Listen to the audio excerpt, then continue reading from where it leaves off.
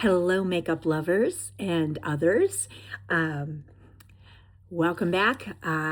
Family has gone home, so I am back on and trying to get back in the swing of things on Contour and Candor.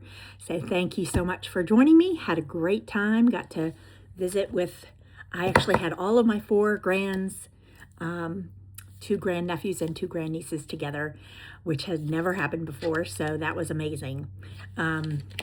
Anyway, since my last, was I wearing this shirt in my last update? I might have been, but it's been washed since then. Rest assured. Okay, so since my last video about my healthcare provider ripping away the coverage on the medication that actually works for me, it's called Zepbound or tirzepatide. Yeah, so yesterday I spent almost an hour and a half on the phone with the provider, with their pharmacy, with who knows who else at the company, with a supervisor, with the whole deal. Okay, I gotta focus on what I'm doing here. I have all my makeup laid out. Yeah, there we go. So of course I can't find anything. So yeah, because I got the letter that told me that in order for it to be covered, my CPAP couldn't work. I think I told y'all this. My CPAP machine couldn't work for me, or I had to be allergic to another medication that would cost them less, even though I've tried it before and it was not effective at all. But apparently that's not good enough. Because it wasn't ineffective for a full 6 months. So yesterday I had the call. Oh my goodness. So I'm trying to get them to understand what they're really saying. Not what the words say, but what they mean. Excuse me. So, I just put on the best concealer in the whole world that's ever been made, ever, period. Don't disagree with me because it's true. It's the Natasha Denona High Glam Concealer, and it is phenomenal. And I have said it, and I mean it. All right, so I said to them, so since my CPAP is helping me, what you are telling me is that my health needs to deteriorate for 6 months in order for you to cover a medication that we know today works for me. That's what you're saying. And I know it's not you making the decision, but I need you to understand what the implication of that decision, not implication, I don't think that's the word I mean. Anyway, you know what I'm saying, of that decision actually means. And I could tell that every single person I spoke to, they understood it. They got it. You know who doesn't get it? The people who are making the decisions. More than that, it's not just that they don't get it. They don't care. They don't care that, so I suffered for a couple of decades. So every day is hard for somebody who has food noise. You don't get to live up to your full potential because your brain is yelling at you all day, every day. They don't care about that. So finally, I said to the person at the pharmacy, who, God bless her, was trying to get me answers on what the specific language of my denial was of coverage. And I finally just said, so who actually changes the policy? And I knew it would be this answer, but she said it's actually a group that makes the decision, and it's executives at the insurance, it's, consultants, it's blah, blah, blah, blah, blah. Okay. And so I said, so basically no one has to take accountability for this terrible decision to end coverage of a medication that we know works for me, that's going to save me pain and suffering, and it's going to save you, the health insurer, a lot of money in the long run, but it's going to cost you something in the short run. Nobody's going to take responsibility for that terrible decision. So she said, there is a complaint line. Haha. I said, give it to me. So I made a complaint, and we'll see. You know, it's not just about me. I am not a complainer generally when it comes to companies, or like if I get bad service or whatever, I still tip. I never say I want to see the manager. I am not that girl, but I just felt like there's going to be a lot of people who are just going to take it and they're going to suffer. And so on behalf of all of us, I'm going to call. Okay, before I keep my story going, I have the IT Superhero No Tug Shadow Stick. I've been on a shadow stick kick for a while, and it's funny because I probably haven't used them in like a year or more until I started doing videos. It's just quick and easy. But so the colors that I have, I'm going to... Oh, that hurts. Yeah, the musculature in my chest has been rearranged because of my sternum deteriorating. And so when I sneeze or cough or whatever, it hurts. And when I don't sneeze or cough, it still hurts. So that's fun. All right, so here are two colors of this. Let us see. Okay, so this one is called Bare and Brave, and it's this color. Bare and Brave. Hello. And this one is called Mighty Mauve. And here's what they look like on my skin. So I just put on the Mighty Mauve, not the Bare and Brave. Some other folks were asking about some things from a previous video. So the other one that I've been using is from Thrive Cosmetics. And I will tell you, I would only ever recommend purchasing this when it's on sale, because this one, they're just too expensive for what they are. So this one is called Galleon, like a gold galleon, I guess. And it's this guy right here. It's very pretty. Yeah, that really is pretty. It's kind of like, because I don't know how this is going to show up on video, I would say it's like a burnt tan. That would be my best guess on that. Okay, since we're on a roll here, this one is Laura Mercier, and it's called Forbidden Rose. This is a newer purchase of mine. I love this. It's really pretty. And the formula is very nice too. This one has a little bit of like, yeah, it has more than a little bit. It's shimmery. The other ones are matte. I tend to gravitate towards matte, but in this case, I don't know. It's not sparkly. Ew on the sparkles. I can't do sparkly because I'm not 17. And to all y'all who are over 17 and love your sparkles, again, you do you. But I'm not going to be joining the sparkle bandwagon anytime soon. Yeah, it's kind of pretty. The bad thing with sorry, I'm looking in the mirror.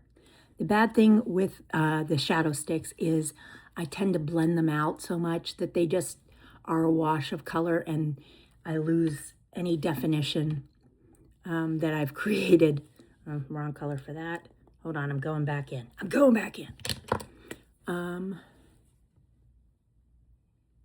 Yeah, getting them even is not my forte when I'm talking.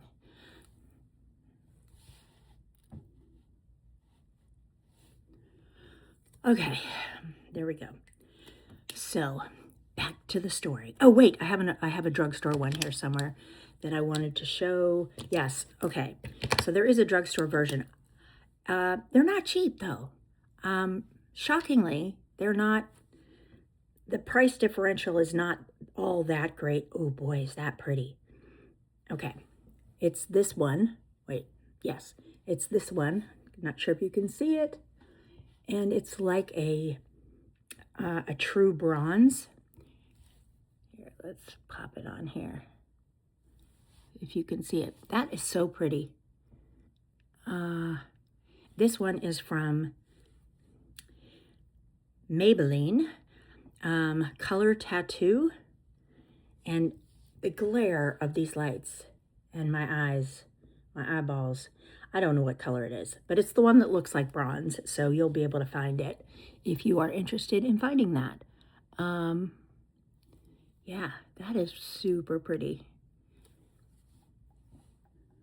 And I think this is like a $12 or $14 one. The high-end ones, which are all of the other ones I just showed you, they are more. They're like 20, I'd say 22 to 28, depending on the brand. So yeah, that's a pretty good cost savings. And then I do have a shimmer that I can use to like light up the inside of my eyes, particularly this part that gets dark, drives me nuts. There we go, pat, pat, pat. I have all these beautiful brushes, but sometimes your fingers are the way to go. Okay, all right, but I am going to be using this liner. The liner I just used is also from the same Maybelline line, but this Maybelline one, that's going in heavy rotation because that is good. All right, let me just do some under eye smudge. I'm using the lighter color underneath because I don't want to close in my eyes. I have small eyes, relatively small eyes. So just a little shadow stick that makes it feel a little more dimensional, I guess. I don't know. All right, back to the saga. So this morning I called my doctor, or actually it was funny because I had made a Hey Siri memory. Sorry, it's going to start talking at me. Reminder, I should say, for me to call today, and they called me this morning. So well done to my doctor's office. I love my doctor. She is a doll. But anyway, so they were calling about the issue of it being declined, and they submitted an appeal, which had also been declined, and they were being told that they needed to put me on Ozempic, again, which did not work for me when they put me on it before. One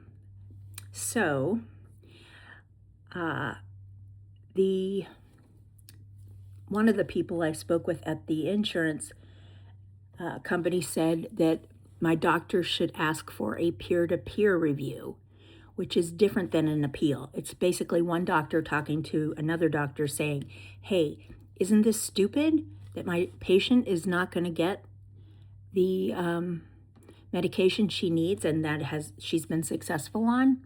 And the other doctor saying, yeah, that is stupid. Approved. So we're going to see about that, if she can do a peer-to-peer. In the meantime, I have been pricing all of the direct providers of my medication. Oh, $600 from the manufacturer, $6 something from the drugstore. So I found it as low as $259, but that's an introductory price. So then it goes up to $3 something. I just cannot afford that right now. That's, yeah, I know there are people who have way more serious conditions that they can't afford medication for. I want to acknowledge that. People who literally it's a matter of life and death. For me, it's a matter of long-term life and death, but it's going to take a while for me to die, God willing. But for some people, it's truly, imminent life or death decision making. So I certainly don't mean to equate what I'm going through with what they go through when they can't afford their medications. But again, two things can be wrong simultaneously, even if one is more egregious than the other. And this is certainly egregious, though not as egregious as what some other people, are dealing with these crazy prices on life-saving medication. All right, my eyes look so weird. Oh, golly. See, this is the thing. I gotta look in a mirror. It's not, and that one's like once it sets, it sets. Oh, this is fun. Okay, so the moral of this story is don't go on a rant while you're doing your eye makeup, or it might turn out like this. That lesson is free of charge to you. You're welcome. Yeah, here we go. So I'm looking for alternatives still. Oh, and I paid the $2.59 for the medication. I bought it on July 15th. It is now July 21st. Happy birthday to Bridget Woods Pagone. So I bought it, and on the 15th, it had to go through medical approval. It did. It has been at the pharmacy since I think the 17th, and it's just stuck at the pharmacy being filled. I've called every day since it moved to the pharmacy to figure out when it was going to arrive here. It shows it has not been shipped. It is still in process at the pharmacy. So what in the world? I've been without my medication for more than a week. It's a problem. I can feel the change. So I called again this morning, and we'll see what happens, if anything. But they say, leave a message and we'll get back to you as soon as possible. So does as soon as possible mean a week from now? That's not good customer service. I've also emailed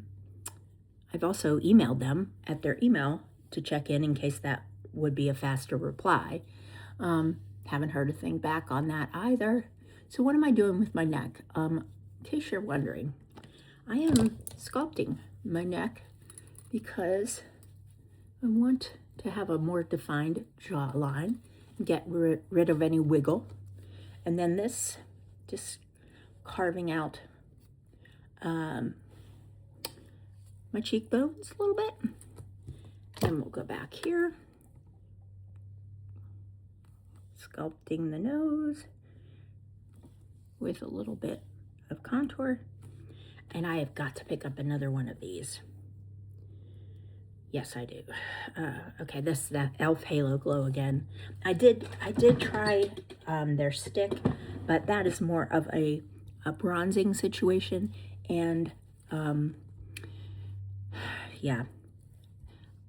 bronze, I know there are lots of pasty white girls who wear bronzer, but I think I look ridiculous in it.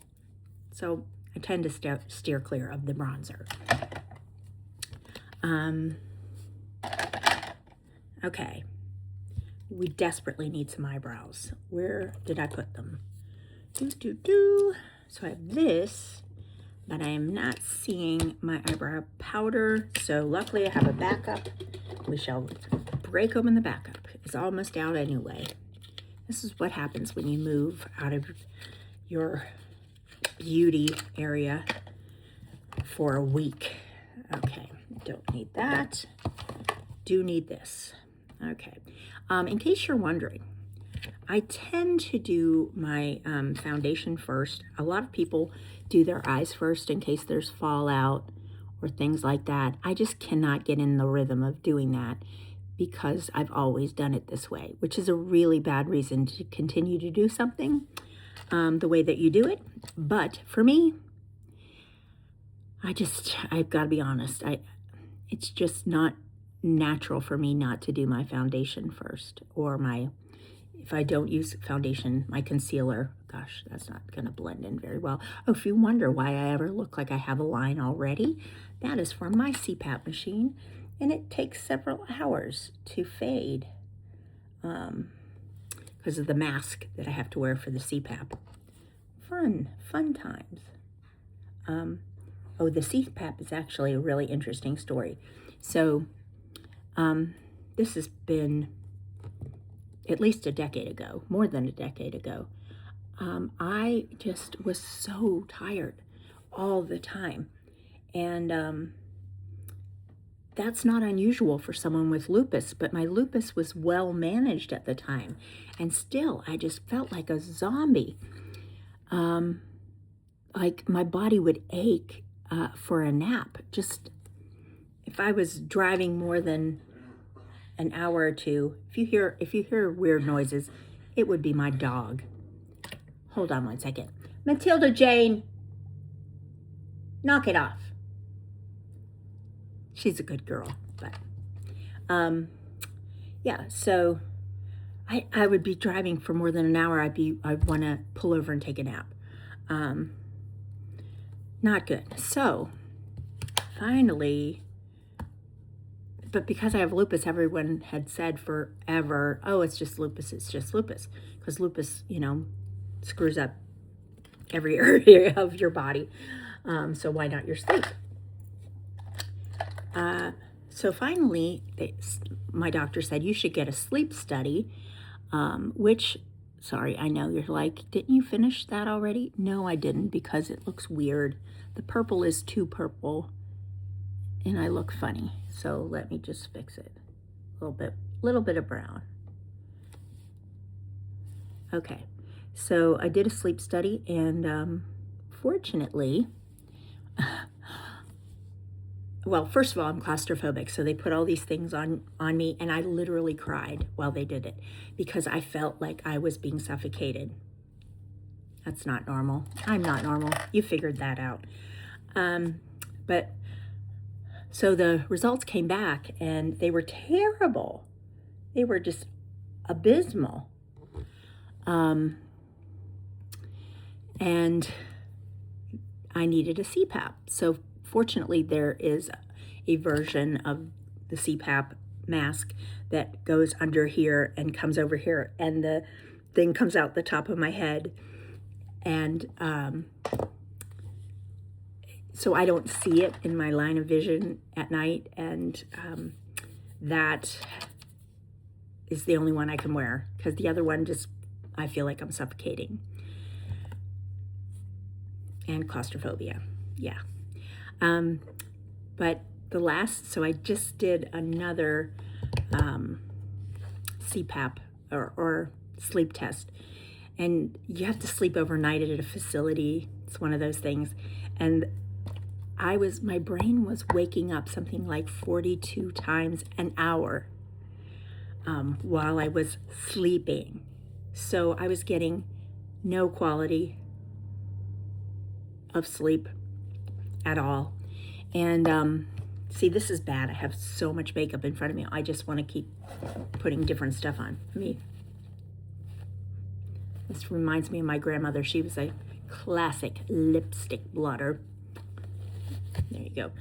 But yeah, so when I finally got used to the CPAP, it was life-changing. Now my brain... Oh, the cleaners are here. Doesn't she sound like she's like a 40-pound? I don't know if you can hear her. Sounds like a 40-pound animal. She's not. She's 15 pounds. But she's vicious. No, she's not. All right, here we go. So I got to wrap this up because it's about to get very, very loud. Oh, Matilda Jane. Tilly Jane! No. Oh, yes. All right. So, yeah. So now my brain wakes up 5 times an hour, and it is delightful. I highly recommend if you are having fogginess, if you are always exhausted, talk to your doctor about getting a sleep study. If you have sleep apnea, it actually is life-threatening. You're starving your brain of oxygen. It has implications for your heart, all kinds of stuff. Not to mention just how you function in the world. So I highly recommend doing that if you need to. Don't be afraid, and don't do what so many people do. They get on a CPAP machine, and they are uncomfortable with their mask, and so they just give up. You know, one bad night of sleep with the mask and they're done.